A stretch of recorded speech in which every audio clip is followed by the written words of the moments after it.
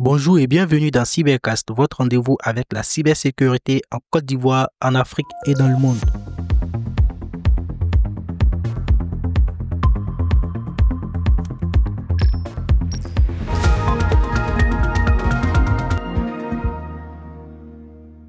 Lors du premier épisode, que je vous invite d'ailleurs à écouter si ce n'est pas encore fait, nos intervenants ont mis en avant l'importance du soutien de l'Agence nationale de la sécurité du système d'information ivoirienne pour encourager les profils IT locaux à se tourner vers la cybersécurité face à la pénurie mondiale de talents dans ce domaine. Aujourd'hui, nous allons justement nous intéresser à la reconversion en cybersécurité à travers le parcours d'un développeur d'applications et d'un analyste financier qui ont choisi d'embrasser cette voie. Comment réussir cette transition? Quels sont les défis et les opportunités?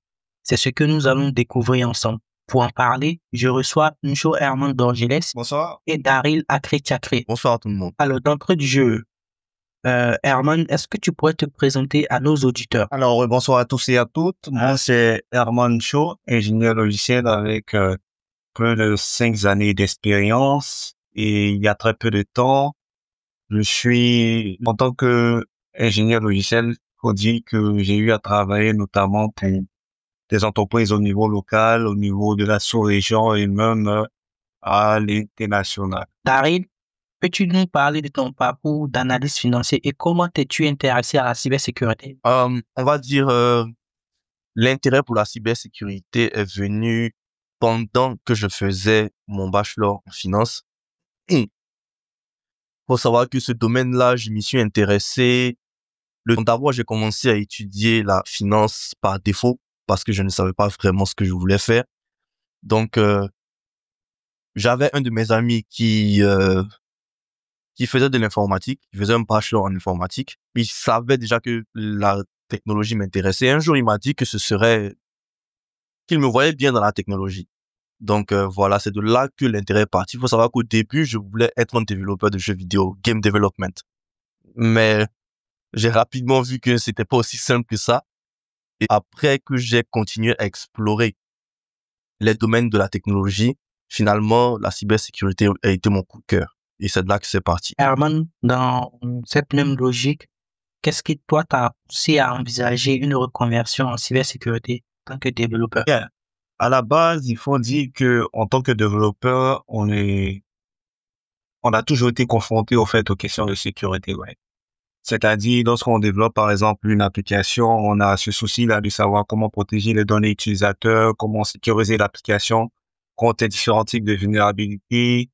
Et au fur et à mesure que je développais, j'ai vraiment approfondi tous ces sujets, voilà, qui étaient en rapport avec la cybersécurité. Toutes ces vulnérabilités que je voyais, j'essayais de vraiment les comprendre afin de pouvoir mettre en place des applications sûres pour nos différents clients, on va dire ça comme ça, en fait. C'est en faisant ça que j'ai basculé dans ce domaine-là qui est vraiment passionnant et très intéressant, dans lequel je me plais vraiment. Ok, à présent, messieurs, on va basculer sur la transition même, le processus de transition vers ce domaine qu'est la cybersécurité.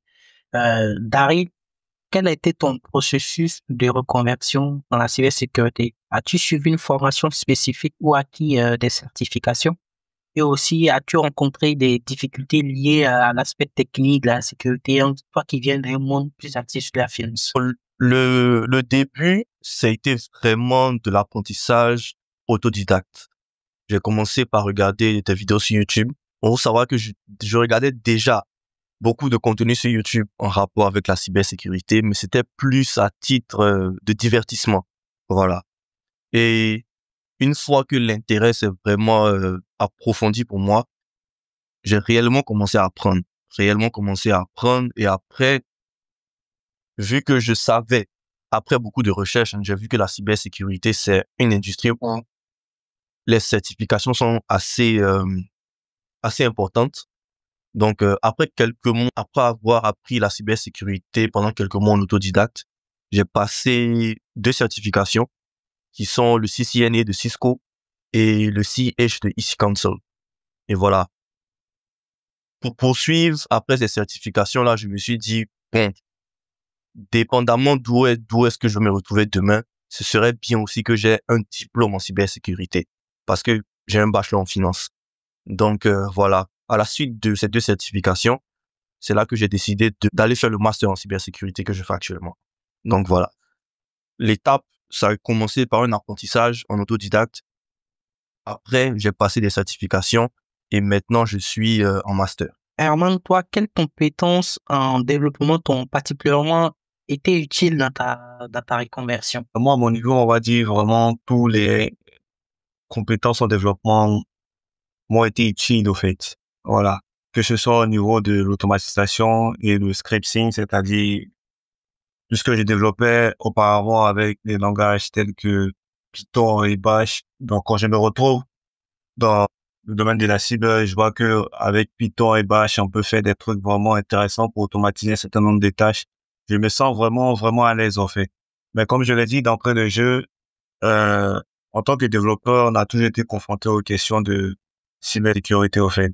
À différents cycles de développement, les questions de sécurité ont toujours été récurrentes.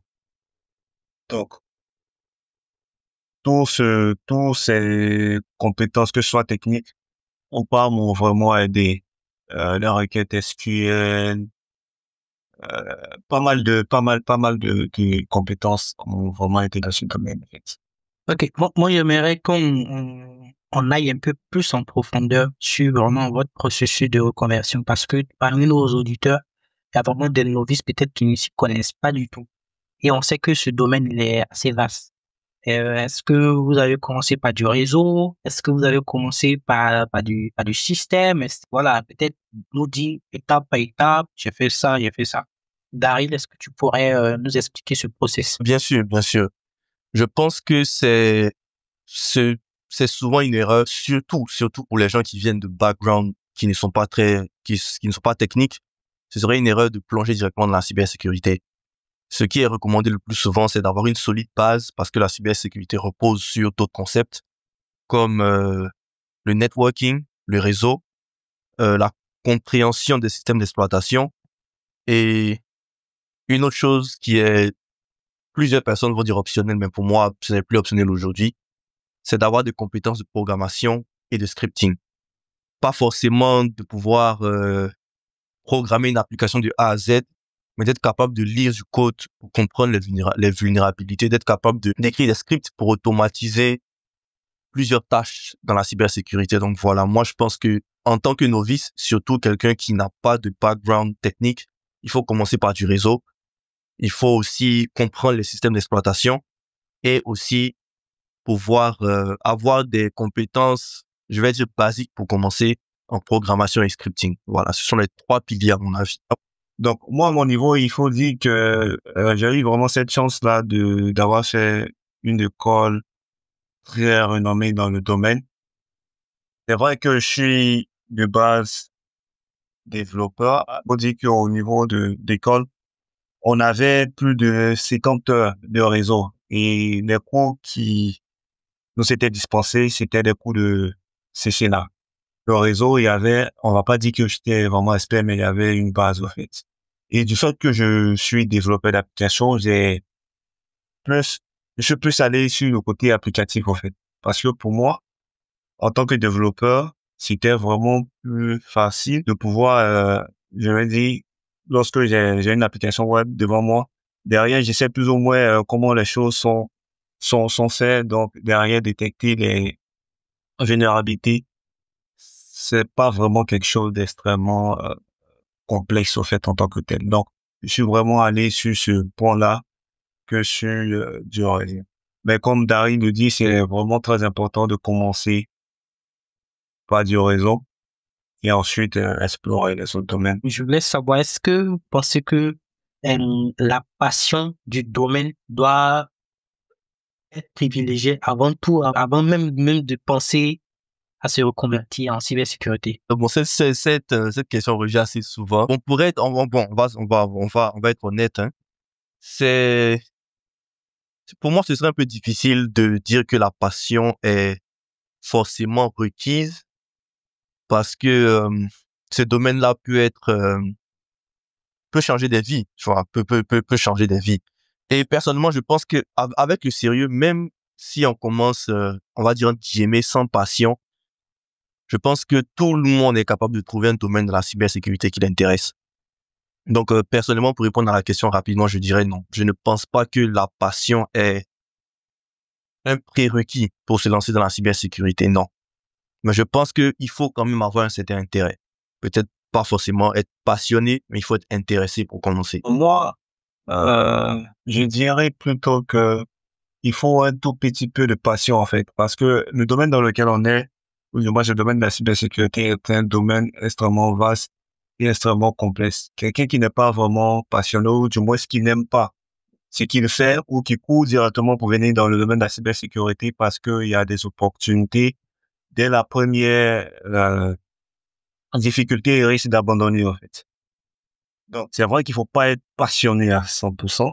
Ben, si tu es passionné à 100% aussi, c'est un acquis. Mais il faut donner le meilleur de soi-même. Monsieur, on va à présent se focaliser sur les défis et opportunités. En termes de défis, en termes de challenge, et est-ce que dans votre processus de reconversion, il y a eu des aspects spécifiques de la cybersécurité que vous avez eu du mal à appréhender? Moi, mon premier gros challenge, en quelque sorte, c'était d'abord de pouvoir changer mon mindset, changer ma manière de penser, au fait.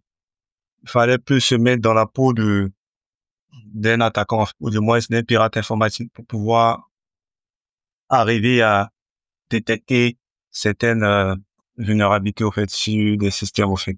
Vraiment penser comme un attaquant, pouvoir vraiment aller au bout des missions dans lesquelles j'étais, en fait. Et également, au niveau de la cybersécurité, il faut dire que l'un des défis majeurs, c'est l'acquisition, ou du moins le fait de passer des certifications. Ça demande extrêmement beaucoup de temps, beaucoup de ressources, que ce soit financières, et beaucoup de temps également et d'investissement personnel pour pouvoir déjà apprendre les différents concepts qui y sont donnés avant de pouvoir passer la certification. Maintenant, pour revenir à mon cas personnellement, le volet, ou du moins le volet qui m'a un peu fatigué dans mes débuts, je dirais, c'était plus le volet d'élévation de privilèges, en fait. C'est-à-dire, lorsque tu as une prise d'empreinte initiale sur un système, comment essayer de pouvoir élever ses privilèges. Et dans les débuts, j'ai beaucoup buté, en fait, sur ce volet-là, mais avec la persévérance, avec des conseils, avec un travail acharné. Aujourd'hui, je pense que c'est nettement mieux, en fait. J'arrive vraiment à m'en sortir quand même. Pour juste récapituler pour nos auditeurs, c'est que ce que Herman essaie d'expliquer, dans le processus de test de pénétration, il y a plusieurs phases. L'une des phases clés, c'est monter en privilège. C'est-à-dire, lorsque tu es un attaquant, tu viens sur une machine que tu n'as pas assez de droits sur la machine, il faut augmenter tes droits, il faut élever tes droits pour pouvoir faire plus d'actions. C'est un processus qui est très difficile, il faut l'avouer. Pour nous qui sommes professionnels du domaine, voilà, c'est pas toujours facile. Il y a beaucoup de documentation dessus. Voilà, mais lui, ça a été son plus grand challenge et moi, je peux le comprendre. Est-ce que toi, Daryl, ça a été le même challenge? Je dirais pas forcément les mêmes challenges, mais la nature des challenges est pareille. Bon, déjà, faut savoir, bon, comme j'ai dit plus tôt, hein, moi, j'ai un background de finance. J'ai fait un bachelor en finance. Donc, moi, mes défis étaient de deux ordres. Voilà. Il y a d'abord le volet technique, comme Herman l'a dit. Il a fallu que je fasse une remise à niveau. On parle de quelqu'un qui ne connaissait même pas ce que c'était qu'une adresse IP il y a 2 ans de cela. Donc voilà, c'était beaucoup plus de remise à niveau. Un gros défi pour moi, c'est la remise à niveau. Parce que tu viens d'un monde de la finance, tu veux te reconvertir en cybersécurité, il faut que tu aies le même niveau ou même plus que les autres pour te faire valoir. Donc voilà. Pour moi, les premiers challenges, c'était les challenges techniques. Pour parler précisément, deux concepts, par exemple, qui m'ont vraiment, vraiment donné du fil à retordre, c'était la cryptographie, tout ce qui est algorithme. C'est des concepts que j'ai pris beaucoup de temps à comprendre. Le deuxième concept, c'était le subnetting. Voilà. Comment est-ce que les réseaux sont segmentés? Comment est-ce que, voilà, il y a des réseaux, il y a des sous-réseaux. Ces deux concepts-là ont été difficiles pour moi. Le deuxième volet, c'était le mindset. Parce que, bon, on va dire en finance, on a des choses assez préparées. Par exemple, tu veux calculer un taux d'intérêt, il y a déjà la formule, tout est déjà, en guillemets, assez préparé. Mais quand tu arrives dans la cybersécurité, souvent, tu dois faire beaucoup de recherches pour comprendre comment est-ce qu'un système fonctionne, comprendre comment est-ce que tu dois l'exploiter. C'est beaucoup de recherches, beaucoup de lectures. Et voilà, il a fallu que je m'adapte, que je change mon mindset pour m'adapter à cet environnement-là. Donc voilà un peu les deux volets en termes de défis que j'ai rencontrés. Ouais, c'était pas des défis simples, surtout la cryptographie. J'imagine que tu as rencontré Bob et Alice, Bien sûr. les meilleurs copains du domaine de la cryptographie. Concrètement, combien de temps ça vous a mis chacun de vous pour faire votre transition en cybersécurité? Moi, personnellement, je dirais 2 ans. 2 ans, pourquoi? Parce que dans un premier temps, j'allais un peu rapidement sur les différents sujets que je rencontrais. Mais arrivé au moment, il était question pour moi de faire une pause et de revenir un peu en arrière et de mieux vraiment appréhender les différents concepts qui m'ont été présentés. Et également, je remercie un de vos intervenants lors du premier épisode, en la personne de Monsieur Khalil Thiaron, à qui j'avais envoyé un message comme ça sur LinkedIn et il m'a fait comprendre que c'est un domaine qui est vraiment passionnant, la cybersécurité, mais il faudrait que je prenne vraiment le temps d'assimiler les choses comme je dois en fait. Donc, partant de ce constat-là, j'ai pris vraiment le temps qu'il faut pour chaque concept. Lorsque j'apprends, par exemple, un concept, j'essaie de voir de manière pratique comment est-ce que je peux utiliser ce concept-là. Karine, Ok, donc, bon, déjà, vu que je viens d'un background non technique, faut déjà dire que je j'ai adopté une stratégie assez agressive. Tout, on va dire que du début jusqu'à la fin, pour avoir un niveau acceptable, ça m'a pris 1 an et demi. Bon, déjà, j'avais un peu ce sentiment-là que j'avais un peu gaspillé le temps avec les études en finance. Donc voilà, c'est un peu ça qui m'a poussé à être un peu plus agressif. Et voilà, ça m'a pris 1 an et demi, du début jusqu'à la fin pour arriver à un niveau acceptable, passer les 2 premières certifications. En tout, ça m'a pris 1 an et demi. toujours dans le chapitre des défis et des opportunités, comment est-ce que, d'ailleurs, tu gardes toujours la parole, comment est-ce que tu as pu décrocher tes premières opportunités dans le domaine de la cybersécurité après ta transition ou dans ton processus de transition? Ok, déjà, bon, on va dire deux moyens, beaucoup de réseautage. Déjà, faut dire encore, je réfléchis encore sur ce point, vu que je viens pas d'un domaine technique, je me suis dit, il faut que je mette toutes les chances de mon côté. Donc, beaucoup de réseautage, j'ai rejoint, on va dire, toutes les communautés possibles que je pouvais.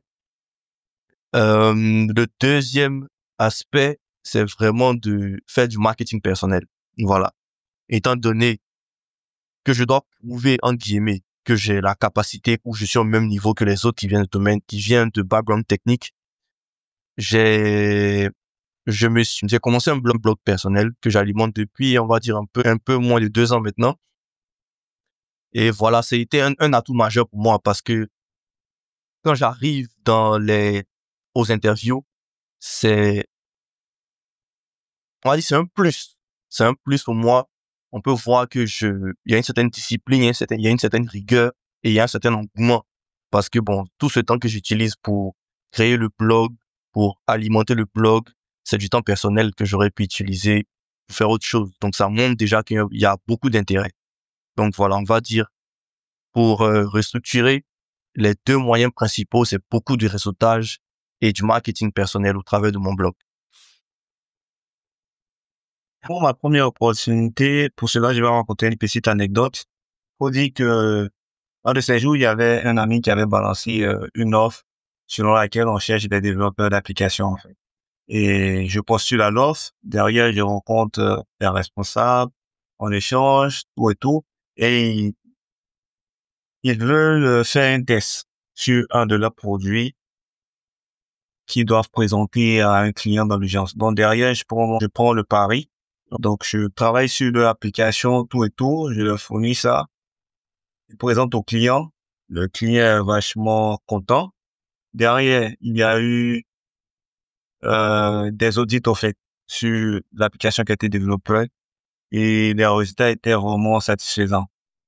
Donc là maintenant l'entreprise m'approche pour vouloir me recruter au fait en quelque sorte, puisque le test était plus en tant que consultant tout et tout, mais là ils voulaient vraiment que j'aille travailler pour eux.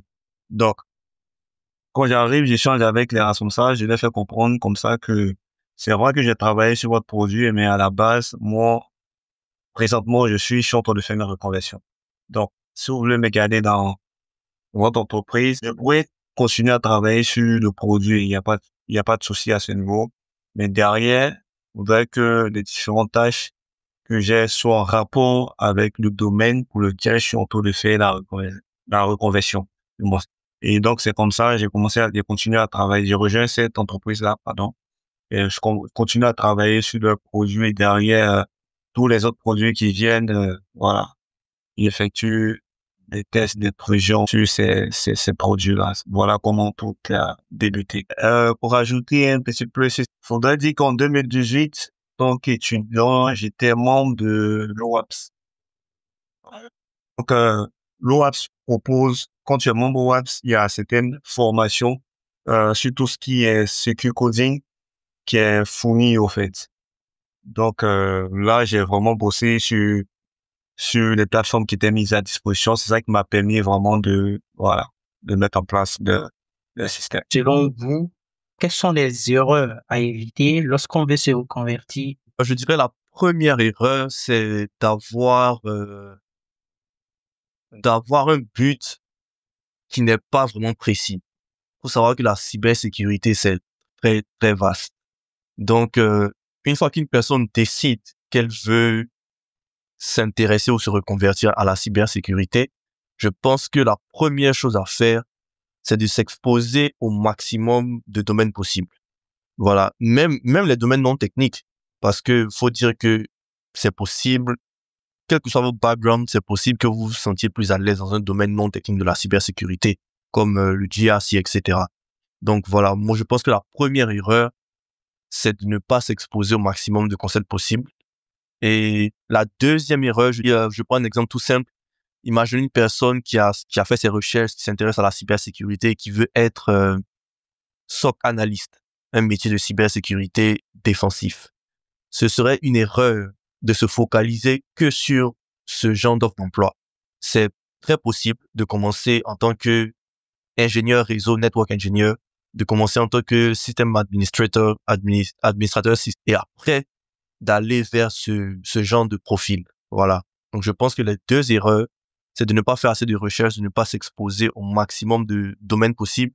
Et la deuxième erreur, c'est d'être rigide, voilà, de ne pas être flexible, de se dire forcément, c'est ça qui m'intéresse, il faut que je commence par ça. D'accord, merci pour cette question. Faut dire que de nos jours, beaucoup de personnes se disent experts dans ce domaine juste parce qu'ils ont lu un ou deux bouquins sur la cybersécurité. Je pense que c'est vraiment pas le cas. La cybersécurité, c'est vraiment vaste, c'est vraiment énorme. C'est un domaine qui regorge plusieurs sous-domaines. Donc, pour toutes ces personnes qui veulent se lancer dans ce domaine-là, moi, je dirais plutôt que ne négligez surtout pas les bases. On est en concurrence avec personne, en fait. Prenez le temps qu'il vous faut pour pouvoir mieux appréhender les différents concepts qui vous seront donnés. Je reviens encore dessus. Il faudrait que nos éditeurs qui nous écoutent, qui veulent faire une reconversion, qui prennent le temps de vraiment apprendre les bases. Les prompts via ChatGPT et autres, c'est pas vraiment la solution en tant que telle, en fait. C'est vrai que l'IA nous permet d'aller extrêmement vite, mais il faudrait qu'on puisse vraiment prendre le temps de pouvoir apprendre les bases. Et Deuxième erreur à éviter, c'est le fait de ne pas vraiment s'exercer. Voilà. Il faut s'exercer au jour le jour. Une fois qu'aujourd'hui vous avez appris un concept, essayez de le mettre en pratique. Essayez de voir comment développer ce concept-là. Essayez de voir en quoi ce concept-là vous sera profitable. Il y a pas mal de labs que vous pourriez trouver sur lesquels vous pourriez vraiment vous exercer. Pratiquer vraiment au jour le jour. Donc, c'est des erreurs-là à ne pas faire. Ne pas négliger des bases et puis ne pas pratiquer. Ou du moins négliger les bases et puis ne pas pratiquer. Comment voyez-vous votre évolution professionnelle dans ce domaine? Merci pour la question. Bon, déjà, nous trois ici, nous savons, et bon, déjà, je pense que ce serait bien aussi de le souligner pour les auditeurs. La cybersécurité, c'est un domaine où on est continuellement obligé d'apprendre. Donc, par rapport à ça, la base, c'est de continuer d'acquérir des compétences, voilà, au jour le jour. Mais plus personnellement, mon but, c'est d'être beaucoup plus dans ce qu'on appelle le purple teaming, qui est une combinaison du côté offensif et du côté défensif de la cybersécurité. On va dire actuellement, je suis plus focalisé sur le domaine offensif, mais j'ai pour but cette année de passer 4 certifications, 2 du côté offensif et 2 du côté défensif. Donc, on va dire que je suis déjà sur le chemin du purple teaming pour combiner les deux aspects principaux de la cybersécurité. Donc, voilà un peu ma perspective personnelle. Et si c'est pas confidentiel, quelles sont ces certifications-là? Côté offensif, on a le CPTS de Hack the Box et probablement après le OSCP de Offensive Security. Du côté défensif, on a Blue Team Level 1 de Blue Team Online et le deuxième c'est CDSA sur Hack the Box. Bonne chance. Moi aussi, j'ai un conseil à te donner. Voilà, comme tu l'as dit, il faut peut-être sillonner à peu près tous les domaines. Bon, peut-être tu dis tu veux faire du Purple Team, mais tu peux voir aussi la partie GRC. Juste avoir des notions, ça serait bien. Qu'est-ce que tu en penses? C'est vrai, c'est vrai. Bon, je pense que j'ai exploré la plupart des domaines techniques, mais c'est vrai que je n'ai jamais passé un nombre, on va dire un temps conséquent sur tout ce qui est GRC. Donc, voilà, j'entends ton conseil et c'est un truc que je vais faire.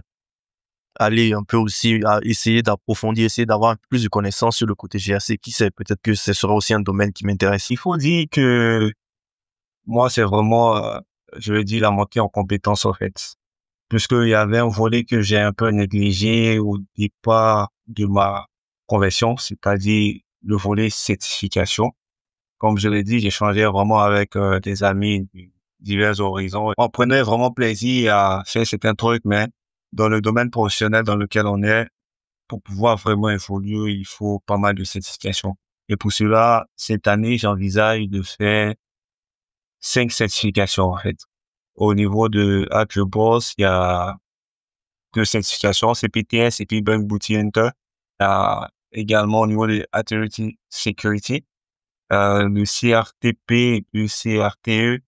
Et puis au niveau de IC Council, CHV13, la dernière version. Donc c'est toutes ces certifications-là. Je vais essayer de pouvoir rattraper plus ou moins le retard que j'ai accumulé au niveau certification. Comment voyez-vous l'avenir de la cybersécurité de manière générale? Juste sur la perspective africaine, je pense que l'Afrique va commencer à développer beaucoup de standards, ses propres standards. Bon, je pense on voit beaucoup de pays commencer à créer des organismes spécialement autour de la question de la cybersécurité nationale. Il faut une indépendance numérique. Donc, je pense que l'horizon, ce serait que plusieurs pays africains créent des standards de cybersécurité nationaux et même aussi au niveau sous-régional, je pense qu'on aura aussi la naissance de plusieurs standards de cybersécurité, tout comme le GDPR avec l'Union européenne. On le voit très bien déjà, l'industrie de la cybersécurité est vraiment bien essor. Au niveau de l'Afrique, il faudrait que les Africains puissent vraiment commencer à prendre conscience que la cybersécurité, c'est l'affaire vraiment de tout le monde. En Europe, au jour d'aujourd'hui, on voit qu'il y a pas mal de grosses boîtes qui se font attaquer du jour au lendemain. Voilà. Donc, en tant qu'Africain, c'est le moment de pouvoir avoir de bons réflexes, de pouvoir mettre tous les, tout ce qu'il faut, tout ce qui est nécessaire, en fait, que ce soit au niveau des ressources, voilà, que ce soit au niveau des ressources. Il faudrait que tout soit vraiment être en place pour pouvoir éviter toutes ces catastrophes qu'on observe au niveau de toutes ces grosses boîtes, au niveau de l'Europe, en fait, qui se font attaquer à chaque instant. Nos États devraient travailler surtout sur la sensibilisation. C'est très important. Pour qu'on puisse mettre en place les normes, pour que tout puisse marcher, il faudrait montrer l'importance de l'aspect sécurité aux entreprises. Comment est-ce que vous faites pour rester à la pointe de l'information? Vous pouvez partager votre secret à nos auditeurs. Personnellement, il y a d'abord les différents canaux de Telegram. Il y a également, il y a pas mal de blogs qui partagent des informations sur tout ce qui est cyber. Et au-delà de tout également, les différents auditeurs peuvent configurer un Google Alert avec certains mots-clés, au fait, de sorte à ce que tous les liens qui sont en rapport avec le mot-clé qui a été configuré puissent leur envoyer via leur boîte mail, au fait. Ainsi, ils pourront consulter facilement tout ce qui est comme actualité afin de pouvoir avoir une très bonne veille technologique. Pour moi, c'est beaucoup plus de blogs et aussi beaucoup plus de contenu sur YouTube. Il faut savoir qu'il y a on a aujourd'hui des chaînes YouTube qui sont focalisées sur c'est un peu, on va dire, comme des médias, voilà, qui sont focalisés sur la veille technologique, qui régulièrement nous parlent des dernières vulnérabilités qui ont été exploitées. Par exemple, une chaîne comme Simply Cyber qu'on peut utiliser. Donc, au-delà des blogs et des chaînes YouTube, on peut faire de la veille technologique personnelle avec les flux RSS. Donc, c'est ce que je fais. J'ai plusieurs sources d'informations que j'ai collectées et en utilisant le flux RSS, c'est plus facile pour moi de regrouper, voilà, les informations de diverses sources sur une seule plateforme. Si on veut quantifier chacun de vous dans votre processus de reconversion, ça vous a pris combien en termes financiers? Bien, bon, faut dire que durant toute ma reconversion, j'ai eu à dépenser, mais faut dire que c'est vraiment beaucoup d'argent. Comme je l'ai dit, moi, j'ai parcouru vraiment pas mal de plateformes, en fait, d'apprentissage. Au niveau de Cybrary, vous pouvez voir plus ou moins l'abonnement mensuel qui est là-bas. J'ai fait pratiquement près de une année sur Cybrary. Après ça, je suis venu sur AppleBoss. Les gens aussi sauront combien coûte au moins 500 cubes sur AppleBoss. Également TryHackMe, la plateforme sur laquelle, en fait, j'ai beaucoup traîné. Sans oublier, c'est ça.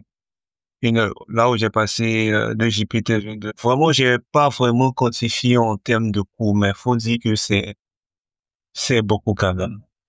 D'autant plus que les certifications dans ce domaine coûtent extrêmement cher. Si je dois comptabiliser le prix des certifications, je dirais qu'on est autour de 1700-1800 $. Donc, je pense qu'il y a le CCNA qui est autour de 300 $ si je me trompe pas. Et le CEH qui est autour de 1400 $, un truc comme ça. Donc, comme Ayman l'a dit, hein, la cybersécurité, les certifications, c'est important, mais elles ont un certain coût. J'ai envie de dire pour les auditeurs du côté positif, on a on voit qu'il y a la naissance de certifications qui sont abordables et qui ont le même niveau que les certifications qui sont chères, pour ne pas même dire que certaines sont meilleures que celles qui sont chères. Donc, voilà un peu. Personnellement, je dirais autour de 1700 $ pour moi. Pour ceux qui souhaiteraient se lancer, mais qui peut-être n'ont pas les moyens, il y a une communauté locale dans chaque pays où vous résidez. Il faudrait juste avoir l'information. Voilà. L'information est très capitale dans ce domaine. est-ce que vous aviez un mot à dire pour ceux qui hésitent, encore à se reconvertir en cybersécurité? Le mot que j'ai dit, c'est vraiment de se lancer, de foncer, au fait. La cybersécurité a besoin de talent et également dans ce domaine, il y a pas mal d'opportunités. Donc, si vous voyez que vous allez vous sentir à l'aise dans ce domaine, n'hésitez vraiment pas, vu qu'il est passionnant. Et voilà, on apprend vraiment, c'est vraiment très intéressant. Pareillement, hein, je renchéris sur ce que Herman vient de dire. La cybersécurité est tellement vaste. Je pense que tout le monde peut trouver un certain domaine de la cybersécurité qui lui sied. Donc voilà, pour tous ceux qui sont intéressés par la cybersécurité, quel que soit votre background, moi, personnellement, je vous encourage à vous lancer. Je vous encourage aussi à croire que c'est possible parce que bon, si moi je l'ai fait, hein, c'est possible. Hein. Quelqu'un qui ne connaissait rien de technique, mais aujourd'hui à un niveau acceptable. Donc, je pense que si je l'ai fait, vous aussi, vous pouvez le faire. Donc, c'est d'abord de croire que c'est possible. Et voilà, comme je l'ai dit aussi, c'est de se donner les moyens en termes de temps, en termes de discipline, en termes de rigueur. Et voilà, c'est possible pour tout le monde et j'encourage tout le monde. Effectivement, c'est possible. Le rêve est permis à tous. Donc, on vous encourage. Et moi, je pense que ce thème, il est tellement passionnant que dans la continuité de cet épisode, il y aura un autre épisode qui va vraiment détailler les différents domaines de la cybersécurité. Parce que dans nos échanges, on a dit que le domaine est vaste. Effectivement, c'est très vaste. Je pense qu'on aura dans les prochains épisodes pour chaque domaine de la cybersécurité, la sécurité offensive, la sécurité défensive, la gouvernance, risque et conformité, on aura un représentant, un expert de chaque domaine pour en parler en long et en large, de sorte que nos auditeurs puissent mieux se préparer dans le processus de reconversion. Où peut-on vous suivre? Quels sont vos contacts? Quelqu'un qui souhaiterait continuer cet échange avec vous. Pour moi, on peut me joindre sur LinkedIn, Daryl Akre-Chakre. Je suis aussi beaucoup plus actif sur X, Twitter. Mon pseudo, c'est _8 K Scorpio, K et S en majuscule. Je pense qu'on pourrait aussi le laisser dans la description. Et bon, faut dire aussi que je suis membre de Hack the Box Côte d'Ivoire. Hein, donc, tous ceux qui souhaitent me joindre peuvent aussi utiliser Discord. Donc, voilà. LinkedIn, Twitter et Discord. Quant à moi, on peut me joindre via LinkedIn. Mon LinkedIn, c'est Herman Unshow. Et également sur Discord. Discord, le nom c'est Exploit Security. On pourra mettre, comme Darin a dit, dans la description, tous les différents liens par lesquels on pourra nous joindre. Effectivement, dans la description de la publication de cet épisode, je mettrai les liens nécessaires, toutes les ressources qui ont été abordées dans nos échanges, que nos auditeurs puissent aller approfondir leurs recherches. J'ai été très, très ravi d'échanger avec vous. On se retrouve la prochaine fois, le prochain épisode, pardon. Et si nos auditeurs, si vous avez des thèmes à nous suggérer ou bien un sujet que vous aimeriez qu'on aborde, n'hésitez pas à nous laisser des commentaires sur YouTube, sur Spotify, Apple Podcasts ou nous contacter directement Cybercast sur X, Twitter ou sur LinkedIn directement. On se donne rendez-vous pour le prochain épisode.